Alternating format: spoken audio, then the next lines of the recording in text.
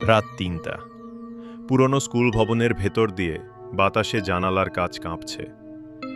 পাশের গ্রামের লোকেরা বলে, রাতের পর এই স্কুলে কেউ ঢুকলে ফিরে আসে না। তবুও রাফি বন্ধুবান্ধব নিয়ে সাহস করে ঢুকে পড়ে। টর্চের আলোয় দেখা গেল কালো বোর্ডে এখনও লেখা, আমি আছি এখানে। সবাই চমকে গেল, কারণ কেউ ওই বোর্ডে কিছু লেখেনি। হঠাৎ পিছন থেকে এক মেয়ের কণ্ঠে শোনা গেল, তুমি কি আমাকে চিনতে পারো? রাফি ঘুরে দেখে কেউ নেই, কিন্তু টর্চটা যখন মাটিতে পড়ল, আলো গিয়ে পড়ল দেয়ালে, সেখানে স্পষ্ট দেখা গেল এক মেয়ের মুখ, কিন্তু শরীর নেই। তার ঠোঁট নড়ছে, কানে ভেসে আসছে শেষ কথা, তুমি এখন আমার সঙ্গে থাকবে।